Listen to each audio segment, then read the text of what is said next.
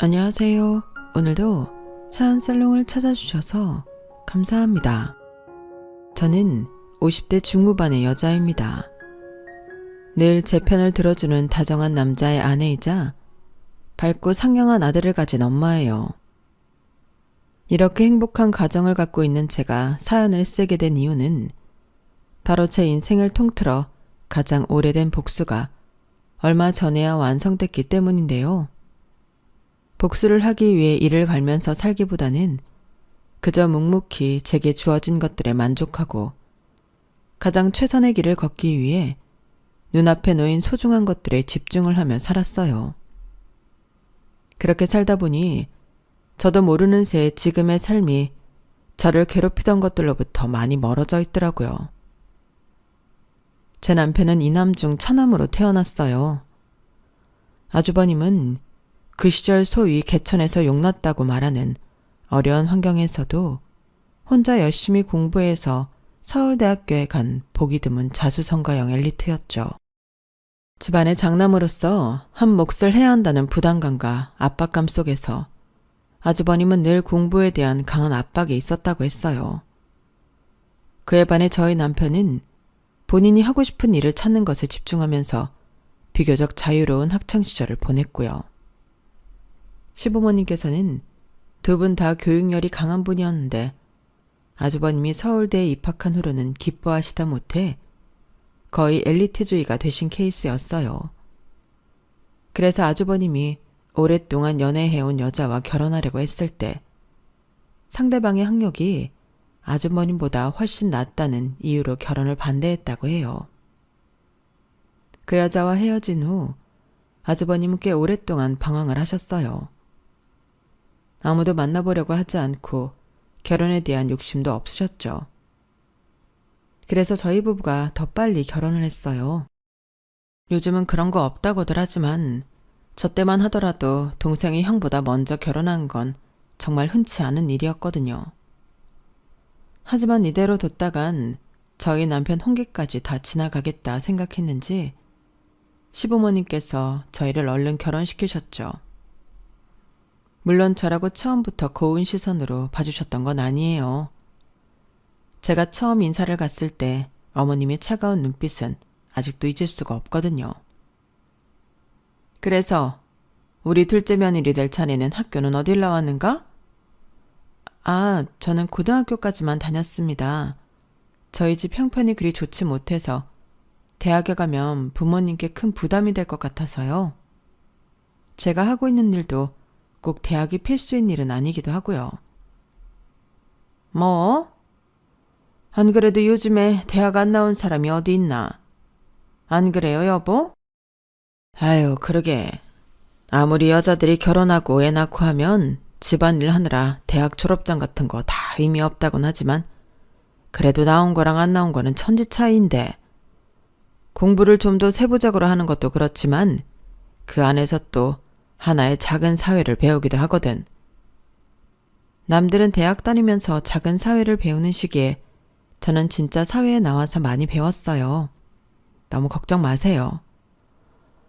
그래도 우리 집안 체면이 또 있는데 이렇게 가방끈이 짧은 며느리가 들어와서 적응이나 제대로 할 수 있으려나 모르겠네.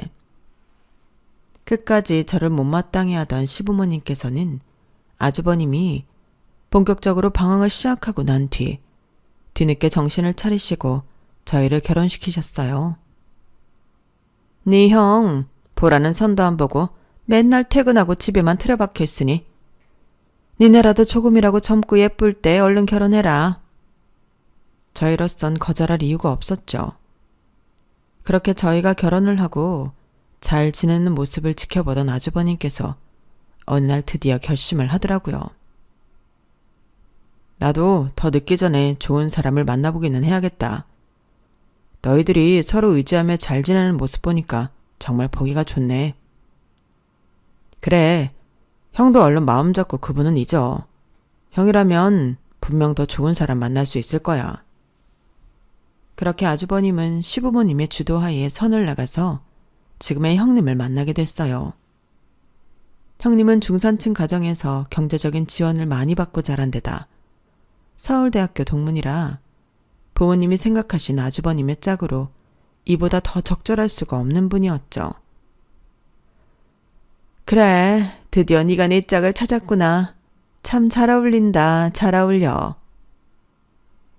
그땐 너도 우릴 많이 원망했겠지만 세월 지나보면 알 거다. 너처럼 공부도 많이 하고 똑똑한 애가 일자 무식인 여자를 만나면 아무리 사랑해도 언젠가는 수준 차이가 나게 되어 있어. 아주버님은 별 말씀 없이 웃기만 하셨지만 저는 아직도 그 장면이 떠오르면 섬찟해요. 처음에야 제가 고졸인 것에 불편함을 드러내셨지만 시간이 지나면서 저를 며느리로서 있는 그대로 인정해 주신다고 생각했거든요. 그런데 그때 그 말씀을 듣고 여전히 시부모님께서 저에 대해 그런 편견은 거두지 못하고 계시구나 깨달은 순간이었거든요. 그래도 다행인 건 그 후에도 시부모님은 제게 대놓고 내색하지는 않으셨어요.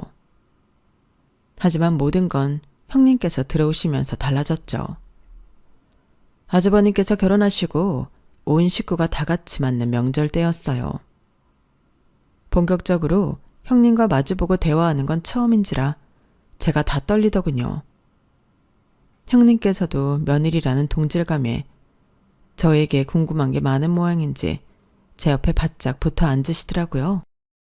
동서, 남편한테 들었는데 동서는 그림 그리는 사람이라며? 네, 맞아요. 소설책 사파를 그리고 있어요. 와, 정말 멋지다. 그럼 미대 나온 거야? 나도 미대를 정말 가고 싶었는데. 미대 나온 여자 정말 멋지잖아. 그런데 나는 그림에 딱히 소질도 없는 것 같고 부모님도 공부해서 공부로 대학 가는 게 최고라고 늘 입에 달고 사셨어서 결국 이렇게 됐지 뭐야. 에이, 무슨 말씀이세요. 공부하셔서 우리나라 최고의 대학교에 가셨잖아요. 정말 멋지세요. 그래 보여? 그래도 어차피 결혼하고 일도 안 하는데 뭘. 나도 동서처럼 그림 같은 거에 재능이 있어서 미대 생활도 즐기고 돈도 벌고 했으면 참 좋았을 텐데. 역시 재능 있는 게 최고라니까. 저 형님, 그런데 저 미대는 안 나왔어요. 대화가 내내 뭔가 찜찜하다 싶더니 제게 묻지도 않고 당연히 미대를 나왔을 거라고 생각하는 형님의 말 때문이더군요. 물론 보통 그림 쪽 일을 한다고 하면 자연스럽게 미대 출신이라고 생각을 하기 마련이니 처음에는 괜찮았어요. 그런데 형님의 호들갑스러운 반응에 그때부터 묘하게 불편해지기 시작했죠. 뭐? 미대를 안 나왔다고? 그럼? 전공은 아예 다른 쪽인데 일은 미술 쪽을 하고 있는 거야? 그거야말로 더 대단한 거 아니야? 원래는 전공이 뭔데? 저는 대학을 안 나왔어요, 형님.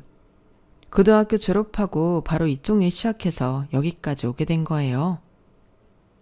뭐라고? 대학을 안 나와? 참 웃긴 게 대학을 안 나왔다는 말 한마디에 무슨 사람을 벌레 보듯이 보더군요. 순간 제가 무슨 외계인이라도 된 듯한 기분이 들었어요. 왜요? 무슨 문제라도 있나요? 아니, 사실은 내가 대학을 안 나온 사람은 처음 봐서 그런 사람들은 멸종된 줄 알았거든. 네? 대학 안 나온 사람 꽤 많아요, 형님. 주변엔 별로 없었을 수도 있겠지만요. 아, 그래? 아, 미안. 내가 태도가 좀 이래도 그러려니 해줘. 정말 당황해서 그래. 신기하기도 하고 좀 이상해 보이기도 해서. 이상할 것까지 있나요? 그냥 다른 사람 사는 대로 살고 있는데. 뭐 그거야 그렇지. 그날의 대화는 그렇게 어색하게 끝이 났어요. 내내 기분 나쁘고 불편했지만 한편으로는 이해가 전혀 안 되는 것도 아니었어요. 워낙에 살아온 환경이 다르니 형님 입장에선 그럴 수도 있겠다 싶었거든요. 사람이 너무 놀라면 본인이 실수를 하는 줄도 모르고 실수할 때도 있는 법이니 굳이 이런 걸로 기분 상하지 말자고 스스로를 많이 다독였어요. 형님도 많이 당황해서 그랬을 테니 다음에 만날 때는 안 그러겠지 싶었죠. 하지만 그건 제 착각이었어요. 동서, 내가 궁금해서 그러는데 혹시 미대도 안 나는데 그림 쪽으로 취직은 어떻게 했어? 뭐 그쪽에 빽이 있나? 아니요, 그런 건 없고요. 제가 그동안 그려온 것들을 보고 계약한 거예요. 그래? 그림은 어디서 배웠는데? 독학했어요. 뭐라고?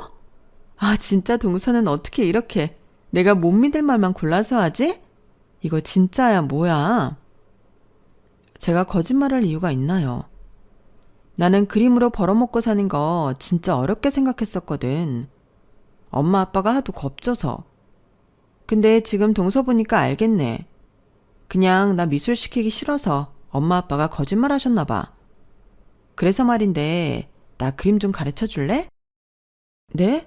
아, 그게 제가 다른 사람한테 배운 적이 없다 보니 누굴 가르치려고 하면 어떻게 해야 할지 감이 안 잡혀서요. 그럼 독학하는 방법이라도 알려줘. 독학은 말 그대로 독학이라 직접 보고 따라 그리면서 해보시면 되는데. 그런데 갑자기 그림은 왜요? 아, 동서도 얼마 전에 들었지? 나 임신했잖아. 원래는 남편 회사 가면 집안일 하면서 하루를 보냈는데 임신하니까 아무것도 못하겠는 거 있지? 그래서 나도 소일거리에서 용돈벌이나 좀 해볼까 하고. 소일거리요? 나도 그림 좀 배워서 표지 그려보게. 동서 하는 거 보니까 수입이 꽤 짭짤해 보여서. 어차피 미대 출신 아니어도 다 써주는 거 보니까 나도 좀만 배우면 할 수 있을 것 같은데? 대놓고 깔보는 듯한 말투에 기분이 상했어요. 이 일을 하기까지 저도 정말 오래 걸렸거든요. 거의 독학으로 배웠다 보니 배우는 속도도 느렸고 제 그림이 업계에서 인정받기까지도 많은 시간이 걸렸어요. 수많은 실패를 거듭하면서도 포기하지 않았던 건 그만큼 그림에 누구보다 애정과 열정이 있기 때문이었어요. 그런데 그렇게 힘들게 개척한 길을 대학을 나오지 않았다는 이유로 쉽게 본다는 게 화가 나더라고요. 형님, 제가 하는 일이 쉬워 보이세요? 응? 누가 쉬워 보인대? 왜 괜히 자격지심이야? 형님이 방금 하신 말씀을 잘 생각해 보세요. 제 일을 쉽게 보지 않고서는 절대 할 수 없는 말씀이세요. 그때 멀찍이서 저희의 대화를 듣고 있던 남편이 와서 끼어들더군요. 그건 이 사람 말이 맞는 것 같은데요. 이 부분은 정확히 사과를 해줬으면 좋겠어요. 이 일을 하고 싶어서 이 사람이 얼마나 고생해왔는지는 옆에 있던 제가 다 봐와서요. 남편이 제 편을 들자 갑자기 자존심이라도 상한 건지 형님 얼굴이 시뻘개지더라고요. 뭐? 이런 별것도 아닌 걸로 나보고 사과까지 하래. 둘이나 망신 주려고 작정했어? 그냥 가볍게 물어본 것 가지고 왜 이래? 형님은 혼자서 노발대발 화를 내시더니 아주버님을 찾아 획 가버리셨어요. 남편과 저는 벙쪄서 한참 동안 말을 잇지 못했죠. 그 일이 있으는 형님은 점점 더 히스테릭해졌어요. 틈만 나면 전문대를 졸업하고 원단 공장에서 일하고 있는 남편과 고절인 제 이야기를 걸고 넘어졌죠. 기분 나쁘고 황당한 순간도 많았고 남편도 몇 번이나 울컥했지만 오히려 제가 남편을 잘 다독였어요. 여기서 일을 더 키웠다간 정말 남편의 가족관계가 박살나버릴 것만 같았거든요. 형은 왜 가만히 있는 거야? 형수님 말에 동조라도 하는 거야? 네 형수도 성격 장난 아닌 거 봤잖냐. 괜히 저 예민한 사람 성질 건들지 말고 가만히 있어. 아주버님은 항상 방관자였고 남편과 저는 답답했지만 그냥 넘어가는 일들이 많아지면서 점점 형님의 히스테릭함에 무뎌지고 있었어요. 그나마 다행이었던 건 시부모님께서 형님이 아들을 임신했다는 사실을 알고 안 그래도 명문대 나온 예쁜 며느리였는데 아들까지 낳는 최고의 며느리로 대접해주고 있었어요. 누가 봐도 은근히 형님을 치켜세우고 제게는 찬밥인 시부모님의 태도가 형님을 만족시키고 있었는지 시간이 지날수록 스트레스는 줄어드시는 듯 했어요. 하지만 형님이 시댁에 임신 소식을 전한 지 6개월 후 저도 임신 소식을 전하게 되었어요. 처음엔 형님도 별 대수롭지 않게 넘겼어요. 그러나 얼마 후 제 뱃속에 있는 아기도 아들이라는 소식에 시부모님이 눈에 띄게 기뻐하시자 그때부터 다시 저를 견제하는 태도를 보이기 시작하셨죠. 아이까지 가진 마당에 굳이 사서 스트레스 받고 싶지 않아 남편에게 부탁해 티나지 않게 시댁 방문 날짜를 조율해서 형님을 피해 다녔어요. 남편이 임신한 저를 위해 챙겨주는 영양제며 몸에 좋은 음식까지 사소한 거 하나하나 견제하고 어떻게든 시부모님께 조금이라도 더 예쁨 받으려고 아양을 떠는 모습이 눈앞에 안 보이니 안 봐도 될 스트레스까지 받는 느낌이었거든요. 그런데 문제는 아이를 출산한 이후였어요. 처음에는 둘 다 워낙 아기이니 시부모님께서 공평하게 입버라 하셨지만 아이들이 크고 초등학교에 입학하면서부터 형님의 견제는 더욱 심해졌죠. 나이가 1살 차이밖에 안 나서 더했던 것 같아요. 아, 우리 민규는 글쎄 1학기부터 반장까지 맡았지 뭐야? 애가 워낙에 호감형이라 그런지 바로 뽑혀버리네? 지훈이는 이제 초등학교 들어가는데 아직도 그렇게 내성적이어서 어떡하니? 학교 다니면서 반장 같은 것도 한번 해봐야 하는데. 저는 지훈이한테 그런 욕심은 없어요. 반장 맡아보는 것도 좋은 경험이 되겠지만 아이 성향에 맞지 않으면 그런 것도 스트레스가 될 수 있으니까요. 어머, 무슨 소리야? 누가 보면 내가 우리 민규 반장을 하고 떠민 줄 알겠다. 우리 애가 인기가 좋아서 된 거야. 지훈이는 반에서 몇 등 정도 하니? 우리 민규는 글쎄 1등을 놓치질 않네. 이렇게 벌써부터 머리 좋은 엄마 아빠 밑에서 크는 자식인걸 티를 팍팍 내면 어쩌나? 아직 저희는 등수 같은 거 열심히 안 따져서요. 중상위권 정도 될 거예요. 뭐? 아니 애 공부 안 시켜? 부모가 어쩜 그렇게 자식한테 관심이 없어? 등수 기억 못한다고 자식한테 관심 없다고 할 수 있나요? 성적이 아직은 연연해야 할 나이 아니라고 생각해서 그런 것뿐이에요. 아, 그러다가 동서처럼 대학 안 가겠다고 하거나 전문대에 가면 어쩌려고 그래. 우리 때야 그런 사람들도 많았다지만 요즘은 그러면 진짜 인간 취급도 못 받는 거 알지? 누가 그래요? 인간 취급도 못 받는다고. 자기 먹고 살 길만 잘 닦아놓으면 요즘도 괜찮아요. 그건 집에 틀어박혀서 그림이나 그리며 편하게 돈 버는 동서 생각이고 요즘 대학은 기본인 거 몰라? 기본을 안 하는데 누가 뽑아줘? 이단아 취급이나 안 당하면 다행이지. 형님, 저희는 애초에 가치관이 너무 다르니까 그런 얘기 하지 마세요. 민규랑 지훈이 아직 초등학생이잖아요. 저는 이 시기엔 마음껏 뛰놀고 좋은 습관만 길러주면 된다고 생각해요.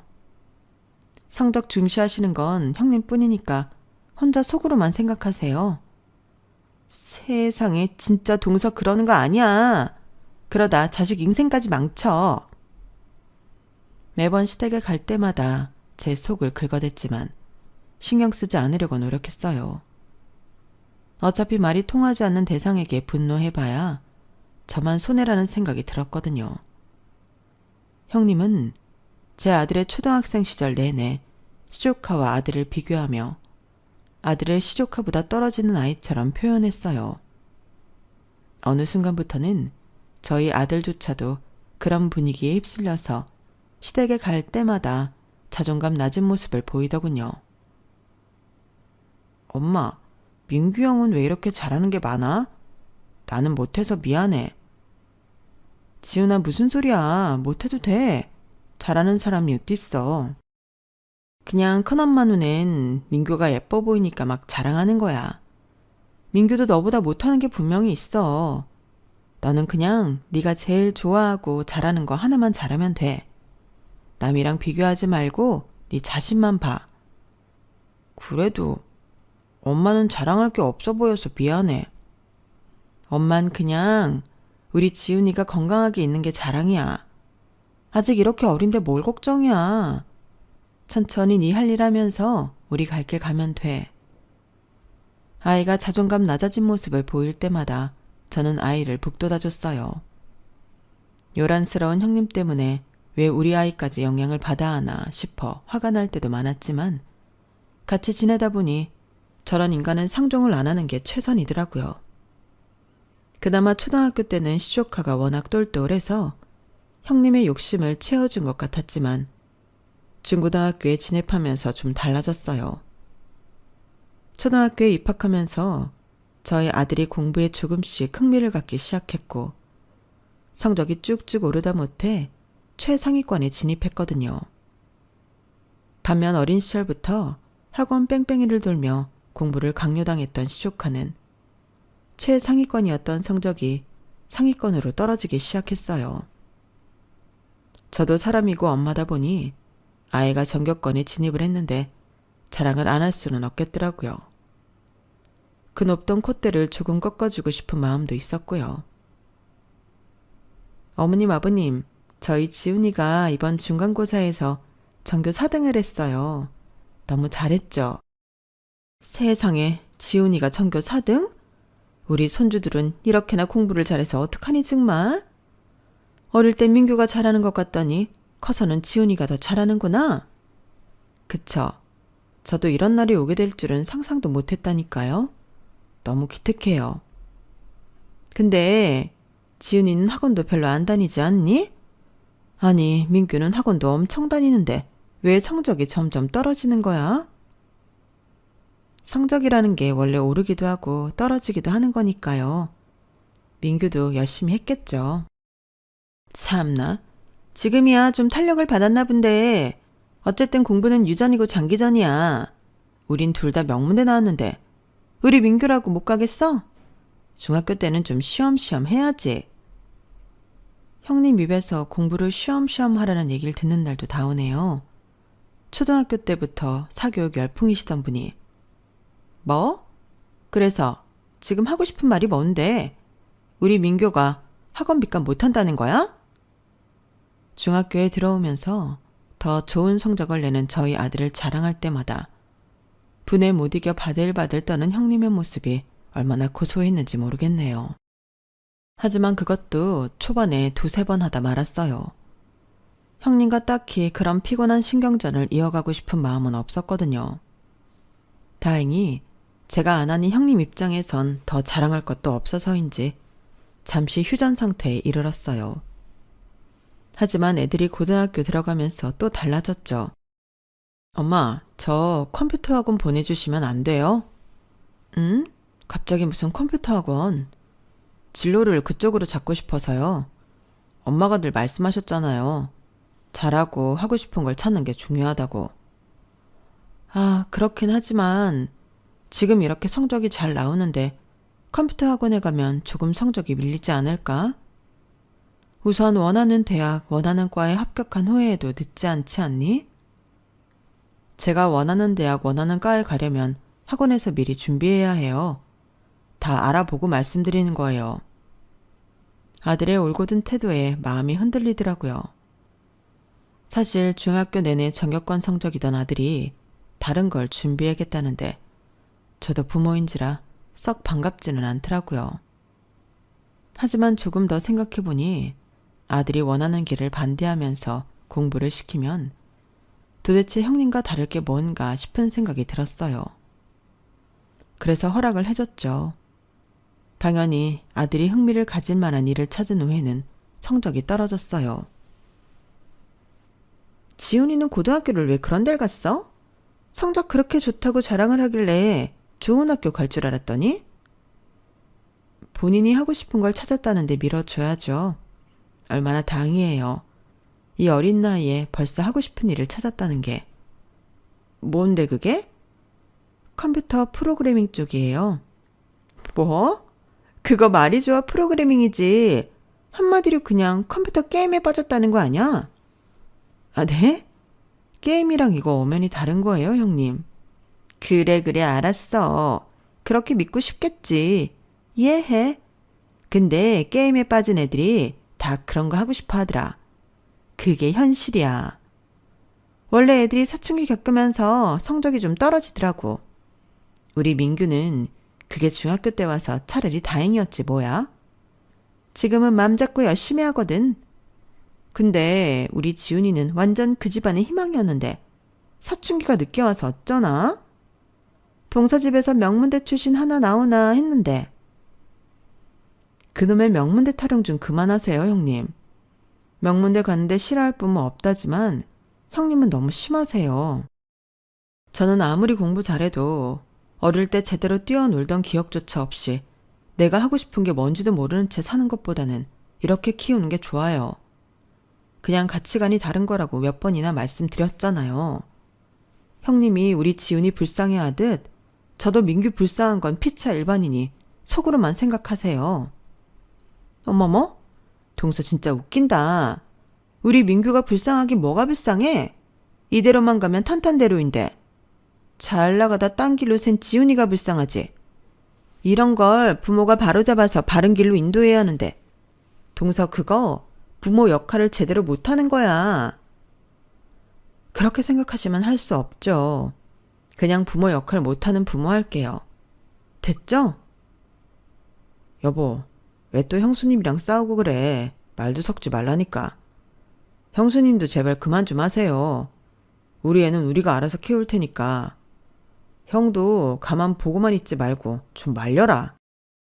그래, 민규랑 지훈이랑 똑같이 키울 순 없잖아. 재수 씨한테 그만 좀 해. 그래도 이해가 안 가는 걸 어째. 지훈이 같이 지원 안 해줘도 스스로 공부하는 똑똑한 아들 우리 밑에 키웠으면 수제소리 들으면서 자랐을 텐데. 아무튼 이래서 지원도 받아본 놈이 할 줄 알고 공부도 해본 놈이 잘한다는 말이 괜히 있는 게 아니라니까. 형님은 고등학교에 들어가 저희 아들은 다른 길을 택하고 자기 아들은 최상위권에 다시 안정적으로 들어가니 아주 기고만장해져서는 저희 집을 깔봤어요. 그러다 시간이 지나 결국 시옥하는 명문대에 합격했어요. 민규야, 서울대에 붙었다면서? 정말 축하한다. 어릴 때부터 공부하는 모습만 본 것 같은데 그 노력이 이렇게 빛을 발하는구나. 정말 고생 많았어. 그러니까 말이야. 이제는 네가 하고 싶은 것들 좀 마음껏 하면서 살아라. 잘했다. 형님이 얄미운 건 둘째치고 시조카는 참 착하고 반듯한 아이였기에 진심으로 축하의 말을 전했어요. 그랬더니 시조카가 울먹이더군요. 감사합니다, 작은 엄마, 작은 아빠.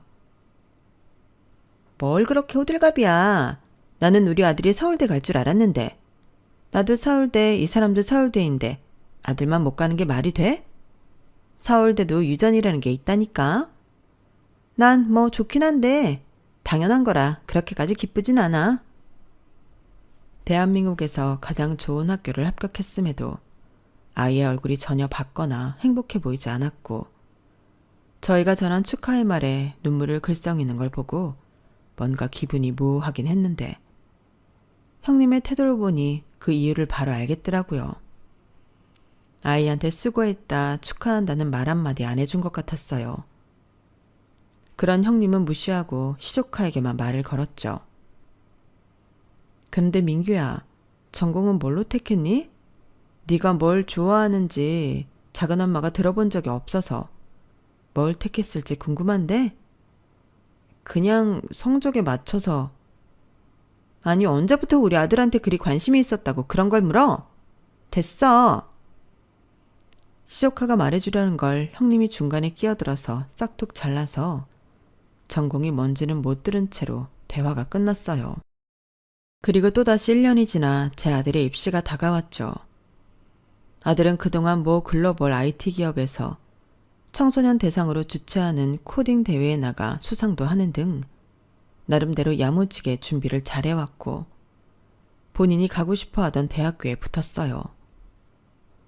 세상에, 나는 역시 우리 아들 믿었다니까? 너무 축하해.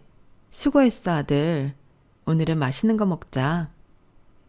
가족들끼리 성대한 축하 파티를 열었고 친정에도 곧 소식을 전했어요. 친정에서는 당연히도 온 식구가 진심으로 기뻐해줬어요. 하지만 시댁에는 이야기를 하기도 전부터 스트레스를 받더라고요. 제 아들이 원하던 대학에 간 사실을 알게 되면 또 엄청난 질투와 견제를 시작할 것 같아 상상만 해도 벌써 지치는 기분이 들었어요. 그래서 미루다가 두루뭉술하게 이야기해야겠다 싶었죠. 그렇게 설 연휴가 다가왔어요. 형님은 온 식구가 자리에 앉자마자 비웃음을 띠시더군요. 아니, 우리 지은이는 수능 끝난 지가 언젠데 아직까지 소식이 없어? 설마 재수해? 아니면 그냥 동서처럼 고졸? 아님 서방님처럼 전문대? 누가 봐도 비아냥대는 말투에 남편이 발끈하려고 하길래 남편의 무릎을 꽉 쥐어 가라앉혔어요. 아니요. 멀쩡한 4년제 대학 합격했어요. 그것도 지훈이가 가장 가고 싶어 했던 학교로요. 아들이 가고 싶었던 대학에 갔다고 하니 바로 심기가 불편해지는 게 얼굴에 보이더군요. 그래? 그럼 당연히 서울에 있는 대학이겠네. 어딘데? 서울에 있는 대학은 아니고요. 대전에 있는 대학이에요. 뭐? 대전? 가고 싶었던 대학이라면서 그렇게 꿈이 낮았던 거야? 세상에. 4년제 지방대? 와, 이거 어떡하니? 그렇게 공부 잘하던 애가 컴퓨터 게임에 빠지더니. 하도 어이가 없어서 보고 있었더니 형님은 신났는지 혼자 조잘조잘 떠들기 시작했어요. 하유, 요즘처럼 취업 어려운 세상에 지방대 나와서 뭘 어쩌게. 아주 그냥 동선의 집안에 고졸 전문대 지방대 종류별로 다 있네. 모아놓으니 완전 오합지졸하냐? 뭐라고요? 아니지. 그래도 지훈이가 제일 가방끈은 기네. 하유아, 말세다 말세. 그나마 얘가 니네 집안의 희망이었는데 이걸 어쩌니? 그러게 부모 역할이 이렇게 중요하다니까. 아, 뭐 그래도 괜찮아. 어차피 서방님이 그 쬐깐한 원단 공장 운영하고 있으니까 그거나 물려받으면 되지 뭐. 지방대 나와서 뭐 제대로 된 회사 취직이나 하겠어? 멍청한 부모 닮아 지방대 가게 된 건 참 애석하다만 4년 동안 네 부모 뼈 빠지게 일한 돈으로 대학 보내놨더니 졸업하고 하루 종일 컴퓨터 붙잡고 씨름하면서 취준생으로 부모 등골 빼먹지 말고 학비 아까우니까 공장이나 가렴. 형님은 단단히 오해를 하고는 혼자 신나하더니 결국 가족 간에 넘지 말아야 할 선을 한참 넘어버리더군요. 매번 평정심을 유지하려고 노력하는 저였지만 이건 저도 뚜껑이 열리더라고요. 그래서 뭐라고 한마디 쏘아 붙이려는 순간 이번에 늘 묵묵하게 듣고만 있던 아들이 나섰어요. 큰엄마, 적어도 비아냥되실 거면 어느 대학에 붙었는지 이름이라도 물어보시고 비아냥되시죠. 제가 그렇게 큰엄마가 무시할 만한 대학에 가고 싶어 했겠어요? 뭐? 이게 대가리 컸다고 큰엄마한테 대들어? 뭐? 대전에서 제일 좋은 대학이라도 합격했니? 그래봤자 지방대가 지방대지.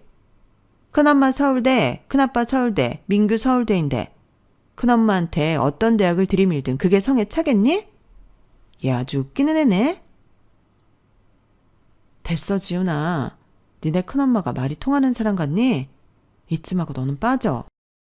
아니요. 저도 열심히 노력한 만큼 더 이상은 무시당하고 비웃음 당하고 싶지 않아요. 어른 싸움에 애까지 휘말리게 하고 싶지 않아서 말렸지만 아들도 이미 눈이 돌아있더군요. 핸드폰을 켜서 뭔가를 입력하더니 형님에게 가서 화면을 들이밀었어요. 이메일? 이걸 왜 나한테 보여주니? 자세히 읽어보시죠. 카이스트? 네, 보이시죠? 제가 여기 붙었다는 합격 통지서예요. 그렇게 대학 입에 달고 사는 사람이니 어떤 대학인지는 단번에 알아본 것 같았어요. 잠시 놀랐는지 말이 없더군요. 뭐, 그래봤자 서울대가 최고인 게 변해? 그래 뭐 가고 싶던 대학 붙은 건 축하한다만 이게 이렇게 기고만장할 일은 아닌 것 같은데? 형님 기가 꺾으신 거 보니까 우리 아들 좀 기고만장해도 될 것 같은데요. 그래요 엄마, 좀 그만하세요. 지훈아, 가고 싶었던 대학에 붙었다니 정말 부럽다. 보통은 다들 성적 맞춰서 가거나 학과도 원하던 걸로 못 가잖아. 고생 많았어. 고마워 형. 그래도 시척한 진심으로 저희 아들을 축하해주는 모습을 보니 좀 찡하더군요. 세상에 카이스트 거기 정말 가기 힘든 곳 아니냐? 아휴, 우리 손주들은 어떻게 이렇게 똑 부러지는 애들만 있는지. 할애비의 할미도 너무 기쁘구나. 지훈이는 학원도 많이 안 보냈는데 어쩜 야무지게 자기 살 길을 찾아가는구나. 지훈이가 어릴 때부터 총명하기 남다르긴 했어요. 우리 둘째랑 둘째 며느리도 봐요. 학력이 퍽 좋지 못해도 자기가 살 길은 알아서 찾아 살잖아요. 옛날에야 우리도 대학 잘 가는 게 최고인 줄 알았지만 살아보니 그런 것 같지도 않더라. 자기가 하고 싶은 일을 찾아 해내는 게 중요한 거지. 가족이 다들 기뻐하고 축하해주는 분위기가 되자 형님 얼굴이 벌겋게 달아올랐어요. 지훈이가 좋은 학교에 가는 줄도 모르고 맘껏 비웃어댔던 게 창피하긴 했던 모양인지 그 뒤로는 입을 꾹 다물고 아무 말도 안 하더라고요. 그나마 서울대가 우리나라 최고의 대학이고 그걸 시초카가 붙었다는 것 하나만으로 자존심을 부리는 듯 하더라고요. 아무리 좋게 봐도 그건 객기 그 자체였고 가족들은 굳이 형님의 자존심을 건드리고 싶지 않아 모른 채 해주는 분위기가 됐어요. 하지만 몇 년 뒤 저희 아들이 졸업 전 모 글로벌 IT 기업에 스카웃되어 실리콘밸리로 가게 되면서 격차는 더욱 심화됐어요. 세상에나 우리 집안에도 외국에 스카웃되어 가는 인재가 있다니. 그러게요. 네, 이거 동네방네 소문내서 잔치를 벌리던지 해야지 원. 아직 졸업도 전인데 이제 마음 편히 학교 다니면서 한국 생활 마무리할 일만 남았네. 그동안 할머니 할아버지 집에도 자주 놀러오고. 알겠니? 네, 할머니. 그나저나 민규는 어찌 됐니? 졸업은 진작했고 공무원 준비는 잘 돼가니? 네, 공부하고 있어요. 너도 3학년 때부터 준비하지 않았니? 아, 어머님. 요즘 공무원 공부가 그리 쉬운 줄 아세요? 너무 닥달하지 마세요. 애 스트레스 받아요.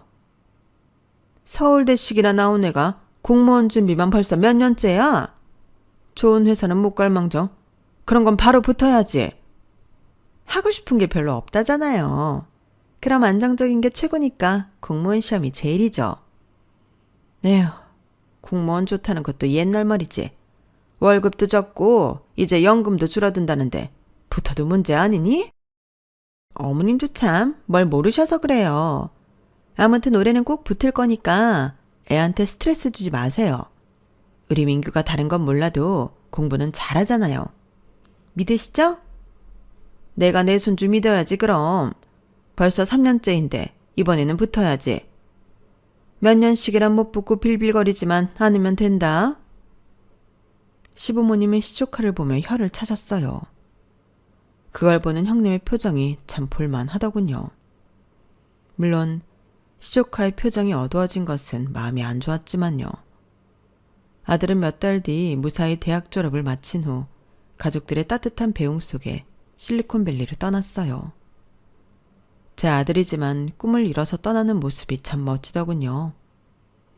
그 애에는 안타깝게도 시조카가 공무원 시험에 또 낙방했다는 소식을 들었고 그 뒤로는 형님도 기가 죽었는지 더 이상 가족 모임에 자식 자랑을 하거나 저희 가족을 무시하고 비웃는 행위를 하지 않으시더라고요. 그렇게 몇 년이 더 지났을까요? 어느 날 남편이 운영하는 공장에 들어온 이력서를 훑어보다 깜짝 놀라 제게 달려오더라고요. 여보, 세상에 이거 민규 아니야? 뭐? 민규가 당신 공장에 지원을 했다고? 그러니까 뭐지? 민규 공무원 시험 계속 준비하고 있는 거 아니었어? 그러게. 그러고 보니 그 뒤로 어떻게 지내는지 말씀을 안 해주셔서 그냥 공부 계속하고 있는 줄 알았네. 또 떨어졌을까 봐 물어보기도 좀 뭐하고 해서. 이것 봐 민규. 서울대 농업생명과학대였네. 난 이것도 처음 알았어. 아, 그럼 설마 그래서. 아들이 떠나던 날 진심으로 저희 아들을 응원하며 원하던 일을 해서 부럽다고 말하던 시조카가 떠올랐어요. 마음이 안 좋아서 이력서에 적힌 번호로 시조카에게 연락을 했죠. 민규야, 큰엄마야. 큰엄마, 어쩐 일이세요? 잘 지내시죠? 그럼 다름이 아니라 네가 큰아빠네 공장에 지원을 했더라고. 공부는 그만둔 거니? 아, 그게요. 그날은 시조카와 정말 긴 통화를 했어요. 알고 보니 시조카는 농업대학에 가고 싶은 마음이 조금 더 없었지만 서울대를 성적 맞춰서 넣으려면 그곳밖에 없었고 시조카가 원하던 과는 학교 간판이 낮다는 이유로 극구 반대를 한 모양이더라고요. 4년 동안 관심도 없고 원치 않은 공부를 하면서 여러 번 자퇴도 고민했지만 서울대 포기는 우리 가족이길 포기하는 거라며 반협박을 하는 형님 때문에 중간에 관두지도 못하고 겨우 졸업을 했다고 했어요. 정 대학을 그만두고 싶다면 공무원이라도 하라는 말에 공무원 시험을 준비했지만 그것 또한 원치 않았던 공부였던지라 학교 탈출을 목적으로 하기엔 역부족이었고 그렇게 시간이 지나 억지로 졸업을 하고 나니 하고 싶은 새로운 일에 도전하기엔 너무 나이가 많은 느낌이었대요. 그래도 이제는 가장 늦었다고 생각할 때가 가장 빠르다는 생각이 들더라고요. 그래서 저도 좀 새로운 일, 새로운 도전을 해보고 싶어서 지원했어요. 저는 큰엄마처럼 그림 같은 예술적인 재능은 없으니까 큰아빠가 열정적으로 운영하시는 원단 공장에서 일을 좀 배워보고 싶었어요. 큰아빠가 일에 열정을 가진 모습을 옆에서 보면서 많이 자극받고 싶었거든요. 근데 우리가 너를 취직시켜도 되는지 모르겠다. 나중에 난리가 날까봐. 괜찮아요. 다 각오하고 지원했어요. 저한테 일을 시켜도 될 만한지 그것만 봐주세요. 저희 엄마를 생각하시면 정말 저를 쓰기 싫으시겠지만 한번 기회를 주신다면 잘해볼게요. 너 똑똑하고 야무진 거야. 우리는 잘 알지. 다만 너도 알다시피 우리가 니네 엄마한테 당한 게 많아서. 취직은 하되 너희 엄마도 반성이란 걸 좀 하게 만들고 싶구나. 그래도 괜찮겠니? 시오카는 한참 고민하더니 알겠다더군요. 엄마를 속상하게 하고 싶은 마음 생각은 없지만 어찌 보면 저도 엄마 때문에 너무 오랜 시간 방황을 해왔어요. 이제는 제 인생을 위해 엄마가 좀 양보해 주셔야 할 때가 온 것 같아요. 그렇게 저는 시조카의 동의를 받은 후 형님에게 전화를 걸었어요. 뭐야 동서? 웬일로 전화를 다 하고? 형님, 기쁜 소식 전해드리려고 전화했어요. 민규 합격시키려고요. 합격? 갑자기 무슨 뚱딴지 같은 소리야. 저희 공장이요. 민규 다음 주부터 출근시키려고요. 뭐? 누구 마음대로? 갑자기 남의 집 귀한 아들을 왜 공장에 출근시킨대? 그 귀한 아들이 직접 제 발로 일해보고 싶다고 찾아왔던데요. 이력서 보니까 농대면 의류나 원단에 대해서는 아예 모를 것 같은데 열정 하나는 좋은 것 같아서 써주려고요. 얘는 야무진 거 아니까 가르쳐 놓으면 어디 쓸 데가 있을 것 같아서요. 대체 무슨 소리야? 우리 민규가 거길 왜 가? 우리 민규 서울대 나온 애야? 그런 애가 무슨 공장이야? 동서 뭐 꿈 꿨어? 이게 꿈이면 민규가 농대인 걸 제가 어떻게 알았을까요? 형님은 끝끝내 숨기고 싶어 하셨잖아요. 형님이야말로 이제 꿈 깨세요. 형님은 그제서야 깨달았는지 전화기 너머로 정적이 흘렀어요.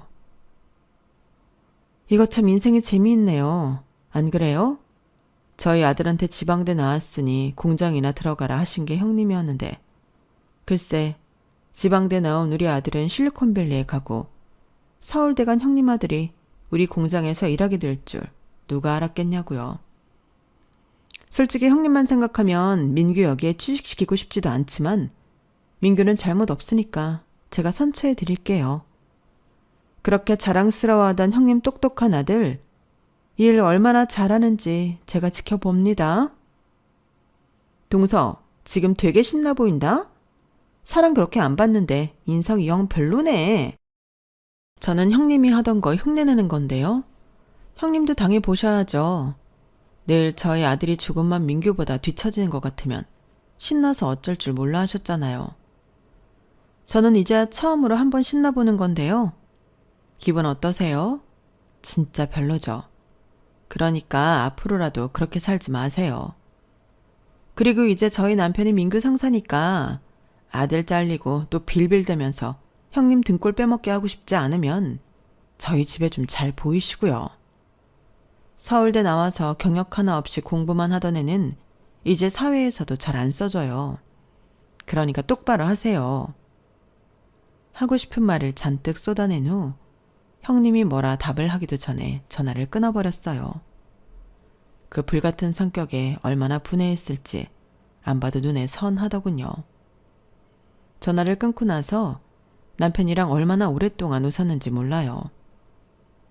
여보, 진짜 10년 묵은 채증이 다 날아가는 것 같다. 그러니까 그러게 인생을 좀 착하게 살지. 왜 자기가 한 행동을 그대로 당하나 몰라. 형님에 대한 원한과는 별개로 시조카에게는 하나하나 열심히 일을 가르쳐주기로 했어요. 욕심 많은 부모 때문에 허송세월을 낭비한 조카가 안쓰럽긴 하더라고요. 혹시 중국의 유명한 속담 중에 이런 속담 들어본 적 있으실까요? 누군가 당신에게 해악을 끼치려거든 안갚음하지 말고 내버려 두라. 강가에 앉아 고요히 강물을 바라보고 있으면 그의 시체가 떠내려올 것이다. 라는 속담이요. 젊은 시절에는 이 속담이 참 이해가 되지 않았어요. 세상이 그렇게 동화 속 결말처럼 권선징악으로 깔끔하게 떨어지지만은 않는 법이잖아요. 그런데 50대를 훌쩍 넘기면서 보니 결국 자신이 한 행동은 자기에게 돌아오게 되더라고요. 이 속담을 가장 와닿게 해준 사람이 바로 형님이었던 것 같아요. 여러분께서도 당장 여러분의 발목을 잡거나 못된 심술을 부리는 사람이 곁에 있다면 최대한 엮이거나 휘말리지 말고 자신의 갈 길을 조용히 가세요. 그러다 보면 언젠가 본인이 저지른 못된 일들을 돌려받으면서 후회하는 날이 분명히 올 거랍니다. 제 사연이 많은 분들에게 힘이 되었으면 좋겠네요. 여러분, 사연 댓글에 응원과 현명한 조언 부탁드려요. 좋아요와 구독은 저에게 큰 힘이 됩니다. 오늘도 좋은 일 가득하세요.